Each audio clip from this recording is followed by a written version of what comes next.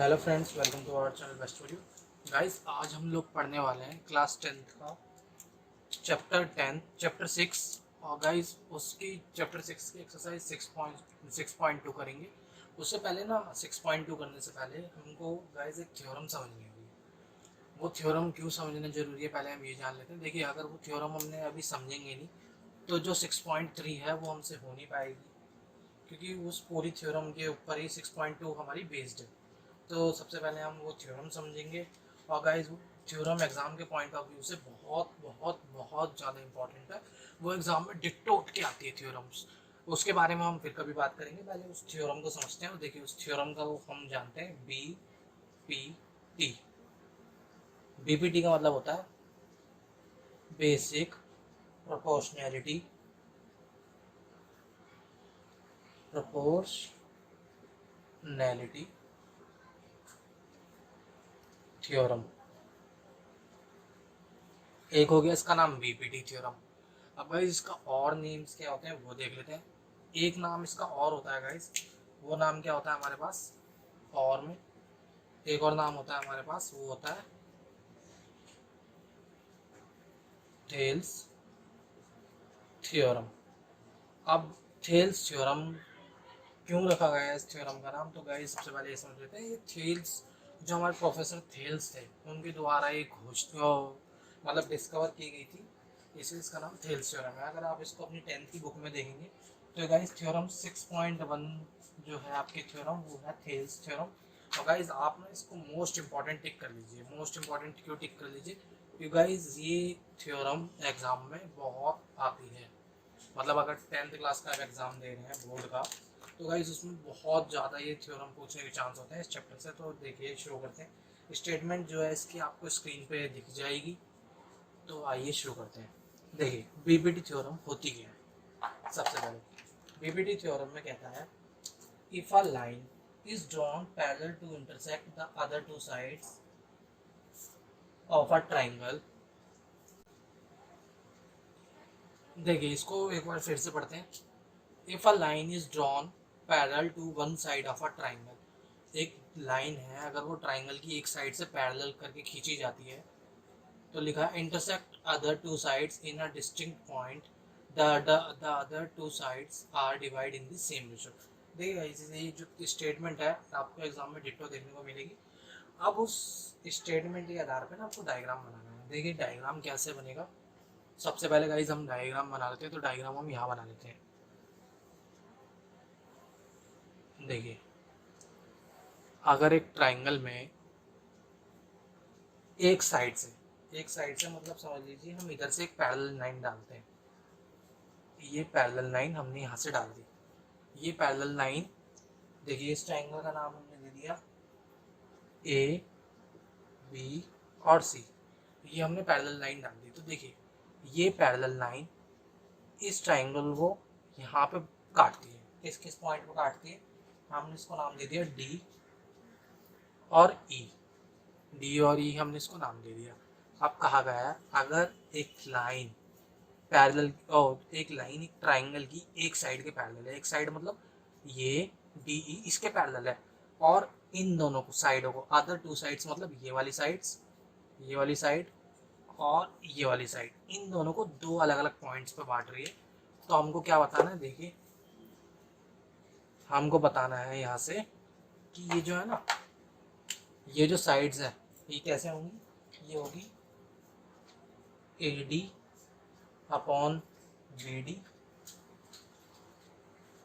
बराबर AE upon EC के। हमको ये प्रूफ करना है।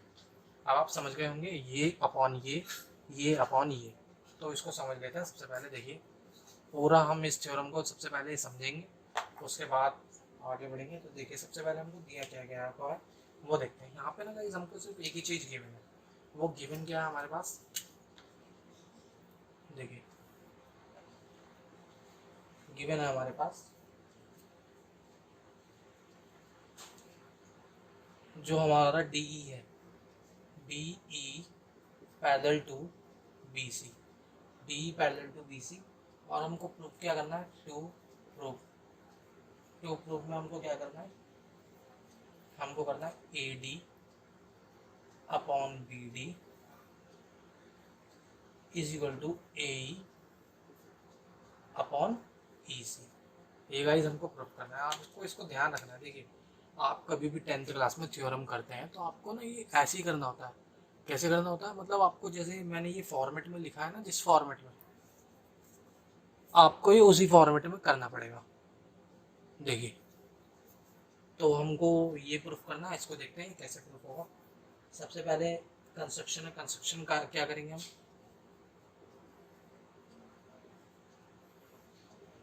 देखिए यहाँ पे हम कंस्ट्रक्शन क्या करेंगे, यहाँ पे हमको कंस्ट्रक्शन करनी है। ई एम जो है परपेंडिकुलर डालेंगे, ई एम परपेंडिकुलर डालेंगे ए बी पे, ई एम परपेंडिकुलर डालेंगे ए बी पे। कैसे, देखिए हमारे पास ई एम ए बी पे परपेंडिकुलर डालना है, तो देखिए ए बी है ना, मतलब ई एम परपेंडिकुलर कहाँ डलेगा, यहाँ पे डलेगा। तो हम इसको परपेंडिकुलर डाल देते हैं, ये हमारे पास हो गया एम पॉइंट। अब हमको और क्या दे रखा है, हमको डी एन।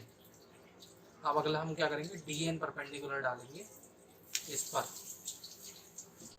देखिए डी एन परपेंडिकुलर डालना है अब हमको। डी एन परपेंडिकुलर किस पर डलेगा, इस ए सी पे। यहाँ लिख दिया कि डी एन परपेंडिकुलर ए सी पे।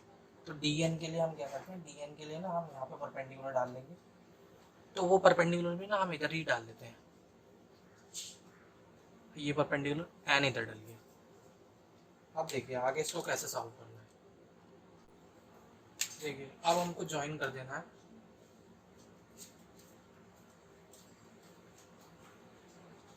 इन दोनों को, हमने ज्वाइन कर दिया तो लिख दिया join B and C D, join B and C D. Guys हमको कंस्ट्रक्शन करनी पड़ी थी। अब कंस्ट्रक्शन करने के बाद अब प्रूफ पे आ जाते हैं। प्रूफ क्या करना है, देखिए प्रूफ क्या करना है यहाँ पे। अब प्रूफ पे आ जाते हैं हम। तो सबसे पहले देखिए हम क्या लेंगे, देखिए area of triangle A D E, area of triangle A D E. Area of triangle A D ई का मतलब क्या होता है, ए डी ई। इस ट्राइंगल का एरिया लेंगे और उसके बाद हम लेंगे ट्राइंगल बी डी ई का एरिया। देखिए फिर से सुन लीजिए किस किस का एरिया ले रहे हैं हम, triangle A D E, triangle B D E, इसका एरिया लेंगे। तो इसका एरिया क्या होता है हमारे पास, ये देख लेते हैं। ट्राइंगल बी डी ई, देखिए ये यहाँ पे ना ये राइट एंगल बना दिया हमने। तो ट्राइंगल ए डी ई का जो एरिया हो सकता है 1/2 इंटू बेस इंटू हाइट होता है ना, राइट एंगल ट्राइंगल का area 1/2 into base into height. तो यही लेंगे, 1/2 लिख दिया। अब हमारे पास बेस कितना है, बेस हम क्या मान सकते हैं, इस बेस हम मान सकते हैं ए डी। बेस हमारे पास ए डी है। और जो हमारे पास अब बात आती है ये हाइट किसको माने। देखिए गाइस हाइट जो होती है शॉर्टेस्ट डिस्टेंस होती है। तो शॉर्टेस्ट डिस्टेंस हम किसको मान सकते हैं, ई एम को। शॉर्टेस्ट डिस्टेंस इसको मान सकते हैं, ई एम को। अब यहाँ नीचे आ जाते हैं, नीचे 1/2 बी डी ई में। अब बी डी ई में देखते हैं, बी डी ई में बेस जो होगा वो हमारे पास होगा बी डी। अब गाइस आ जाते हैं हाइट पे। अब देखिए हाइट किसको मानेंगे, यहाँ पे ये ट्राइंगल अगर हम देखें तो ये ट्राइंगल कुछ ऐसे बना हुआ है। देखिए ये ट्राइंगल कैसे बना हुआ है, बी ई और डी। अब देखिए गाइस इसमें यहाँ इतने बीच में तो कहीं वो डली हुई नहीं है। अब जो हमारी हाइट होती है वो इतने बीच में तो कहीं डली हुई नहीं है। तो अब हमको क्या करना है, तो अब हम देखते हैं। देखिए इसका नाम जो है ना बी दे रखा है, इस वाले का ये जो साइड है इसका नाम है बी। तो ये डली भी नहीं है। अब क्या करना है हमको कि इसके अलावा देखिए इस डायग्राम को ना मैं थोड़ा ऊपर बना देता हूँ ताकि आपको दिख जाए। देखिए ये डायग्राम बना हुआ है कुछ ऐसे। तो इसका नाम हो गया बी ई डी। अब देखिए शॉर्टेस्ट डिस्टेंस होती है, अगर मैं यहाँ से डालूंगा शॉर्टेस्ट डिस्टेंस तो गाइस शॉर्टेस्ट डिस्टेंस निकलेगी। शॉर्टेस्ट डिस्टेंस का मतलब होता है परपेंडिकुलर बनना, मतलब 90 डिग्री होना। तो देखिए इसको ही थोड़ा सा और आगे बढ़ाया जाए तो यहाँ पे देखिए एक एम पॉइंट है जो यहाँ पे शॉर्टेस्ट डिस्टेंस है। अगर मैं इसकी शॉर्टेज डिस्टेंस निकालूँ तो शॉर्टेज डिस्टेंस ऐसे ही तो निकलेगी गाइस। ये m शॉर्टेज डिस्टेंस कहाँ डलेगी, यहाँ डलेगी, बाहर डलेगी इस ट्राइंगल से। आपको फिर से समझाता हूँ मैं ये पॉइंट। देखिए इसमें क्या करा कि ये ट्राइंगल था, ट्राइंगल के अंदर गाइज यहाँ पे आप कहीं भी हाइट वो डालोगे परपेंडिकुलर, तो यहाँ पे परपेंडिकुलर डलेगा ही नहीं। तो उसके लिए हमने क्या किया, इस लाइन को थोड़ा सा और आगे बढ़ाया और एक शॉर्टेज डिस्टेंस जो डली वो m नाम से डली। अब देखिए क्या हमको m दिखाई दे रहा है, यहाँ पे m पॉइंट यहाँ पे है, इसका मतलब हम यहाँ पे हाइट जो है em को मान सकते हैं। गाइज ये ऐसे मान सकते हैं, हमको कोई प्रॉब्लम नहीं होती। अगर हमारे पास किसी क्वेश्चन के अंदर ट्राइंगल में नहीं दी हुई हाइट तो हम ऐसे मान सकते हैं। तो अब देखिए em लिख दिया इधर, em से em कट गया, 1/2 से 1/2 कट गया हमारे पास, और हमारे पास आ गया आंसर में। देखिए हमारे पास आ गया area of triangle ADE upon area of triangle BDE is equal to AD upon BD। हमारे पास ये आ चुका है। अब इसके बाद नेक्स्ट आ जाते हैं, इसको हम मान लेते हैं फर्स्ट इक्वेशन। आप सेकंड इक्वेशन पे आते हैं। देखिए नाउ अब हम आते हैं एरिया ऑफ ट्राइंगल। वापस से गाइस किस पे आएंगे, ADE पे। और अब देखिए ये BDE हमने पहले कवर कर दिया, अब हम लेंगे CDE, area of triangle CDE ले लिया। अब देखिए इसमें क्या लेंगे। अब गाइस आप में से ना बहुत बच्चे सोच रहे होंगे कि हमने तो पहले EM हाइट ले ली। हाइट क्या ली थी हमने, EM पहले जब भी हमने फॉर्मूला लगाया था ना 1/2 बेस इंटू हाइट, तो EM ली थी। आपके दिमाग में उसी वक्त आया होगा कि हमने सिर्फ EM क्यों ली, हम ये DN भी तो ले सकते थे ना गाइस। तो अब देखिए DN हम ले सकते थे, इसलिए हम इसको एक और बार दोबारा नाव लिख के दोबारा से सॉल्व करेंगे। वो फर्स्ट इक्वेशन सी थी, अब यहाँ से हो सकता है सेकंड इक्वेशन निकल जाए। तो यहाँ पे क्या होगा 1/2, बेस क्या है हमारे पास, बेस तो गाइस वही रहेगा। बेस क्या मान लेते हैं इस बार, AE मान लेते हैं। तो देखिए बेस है हमारे पास AE, क्योंकि इधर वाला ले लिया इसलिए बेस ही मान रहे हैं, हम हाइट ही मान लेंगे, इंटू DN। अब उसके बाद CDE देखिए 1/2 CE जो है हमारे पास बेस है, इंटू देखिए हाइट क्या मानेंगे, वही केस है यहाँ पे भी। यहाँ पे शॉर्टेज डिस्टेंस खींच नहीं सकती, तो इस लाइन को थोड़ा और आगे बढ़ाया, शॉर्टेज डिस्टेंस हो गई हमारे पास DN। तो यहाँ से ये कट गया, यहाँ से ये कट गया, हमारे पास आया AE अपॉन CE। अब देखिए इन दोनों ट्राइंगल को देखिए, हम लिखते हैं triangle BDE and triangle CED। ये दोनों जो ट्राइंगल हैं ये सेम बेस पे लाई कर रहे हैं। देखिए सेम बेस क्या है, यहाँ पे सेम बेस को चेक करते हैं। तो सेम बेस है इनका DE, ये वाला ट्राइंगल, ये वाला ट्राइंगल और ये वाला ट्राइंगल। कौन कौन सा ट्राइंगल, फिर देखिए फिर से देख लीजिए, ये वाला ट्राइंगल और ये वाला ट्राइंगल, ये और ये, इनका बेस क्या है, ये DE बेस है इनका। तो देखिए एक सेम बेस पे लाई कर रहे हैं और दो पैरेलल लाइंस के बीच में लाई कर रहे हैं। तो आपने पढ़ा होगा जब कोई भी ट्राइंगल सेम बेस और बिटवीन टू पैरेलल लाइंस के बीच में अगर लाई करता है तो उन दोनों का एरिया बराबर होता है। तो लिख देंगे BDE and CDE lie on same base DE and between two parallel lines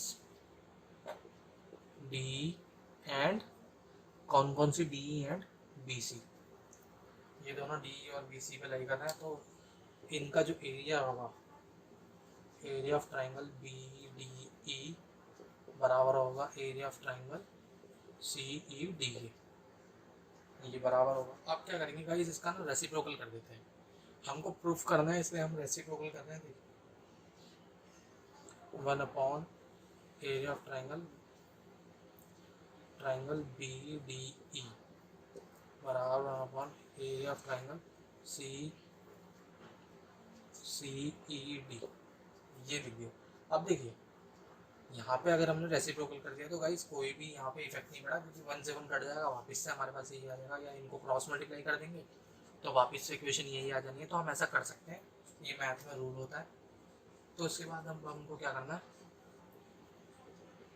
multiply by area of triangle A D ई। अब हम क्या करेंगे, ए डी ई की ना यहाँ और यहाँ मल्टीप्लाई कर देंगे। देखिए जब ए डी ई की मल्टीप्लाई हो जाएगी तो ये क्या बन जाएगा, इसको यहाँ पे देख लेते हैं। ये बन जाएगा हमारे पास एरिया ऑफ ट्राइंगल, यहाँ ए डी ई आ गया। तो यहाँ ए डी अगर आ गया हमारा ये चीज़, तो सबसे ऊपर हो जाएगा ए डी ई। देखिए ए डी ई और area of triangle B D E बराबर area of triangle A D E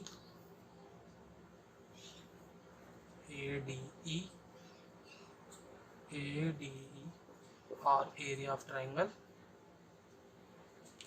C E D. अब देखिए यहाँ पे ये हमने मान ली सेकेंड इक्वेशन। तो देखिए फर्स्ट इक्वेशन में क्या था, area of triangle A D E upon B D किसके इक्वल था गाइस हमारे पास, वो इक्वल था A D upon B D के, वो था equal A D upon B D के। और ये यहाँ पे किसके इक्वल है, ये यहाँ पे इक्वल है ए सी और ए ई और सी के। तो गाइज यहाँ देखिए हमने अभी भी पढ़ा है कि बीपीटी थ्योरम में ये हो सकता है, मतलब A D upon B D और A E upon E C, ये हो सकता है। अब गाइज इसके अलावा और क्या हो सकता है इसमें, ये देखते हैं। देखिए अगर अब हमको कभी लिखना हुआ ये अपॉन ये पार्ट और ये पूरा अपॉन ये पार्ट, तो हम इससे लिख सकते हैं या नहीं, ये बात जान लेते हैं। देखिए हम क्या करेंगे, इस पूरे को रेसिप्रोकल कर देंगे। रेसिप्रोकल का मतलब है कि हम इसको क्या करेंगे, बी डी ऊपर ले आएंगे, ई सी ऊपर ले जाएंगे और ए डी नीचे, ए ई नीचे।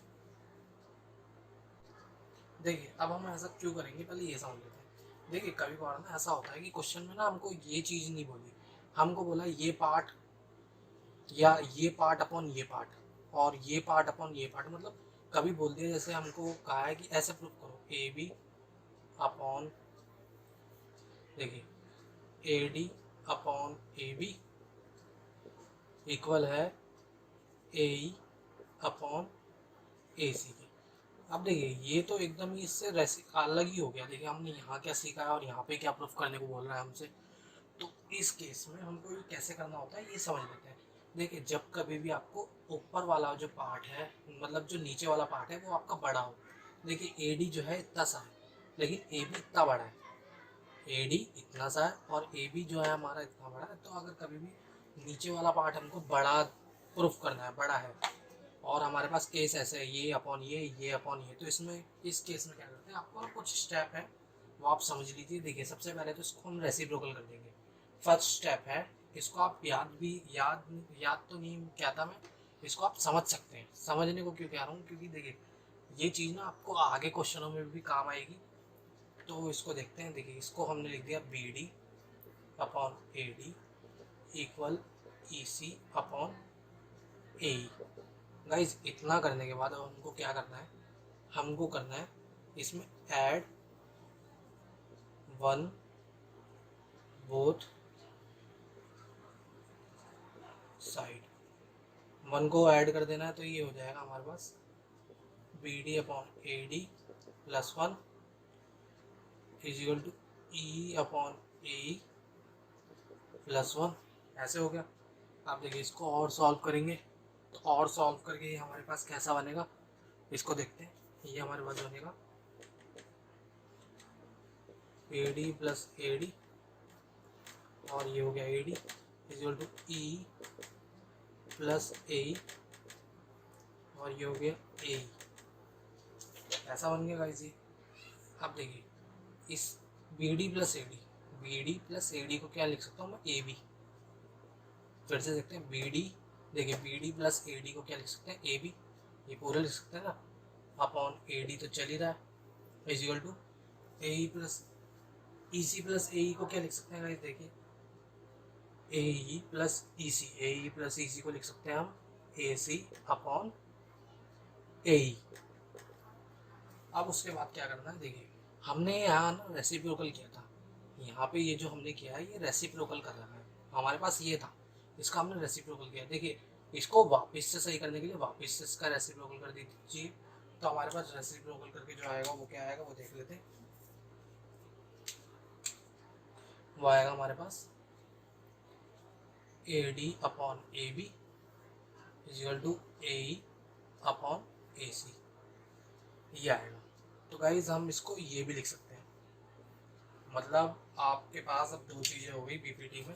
आप क्या क्या लिख सकते हो मैं आपको अलग से लिखा बता देता हूँ बीपीटी थ्योरम के अंदर। आप देखिए बीपीटी थ्योरम में एक तो हम ये चीज़ लिख सकते हैं, कभी क्वेश्चन करते टाइम ये चीज़ डायरेक्ट पुट कर सकते हैं, और एक हम लिख सकते हैं इसी का AD upon AB is equal to AE upon AC। ये भी बीपीटी से आया है और ये भी बीपीटी थ्योरम से आया है, बस बीपीटी थ्योरम में थोड़ी सी और हमने चीज़ें करी ऐड करी है, मतलब थोड़ा सा और काम किया गया है। तो गाइस जब आपको कभी आ जाए ऐसा करने का तो आप इसको आराम से कर सकते हैं। अगर आपको क्वेश्चन ऐसा दे दे तो आप ऐसे भी कर सकते हैं, और अगर आपको क्वेश्चन ऐसा दे दिया जाए तो आप ऐसा भी कर सकते हैं। अब वो आपके ऊपर डिपेंड करता है आप कौन से तरीके को आजमाना चाहते हैं।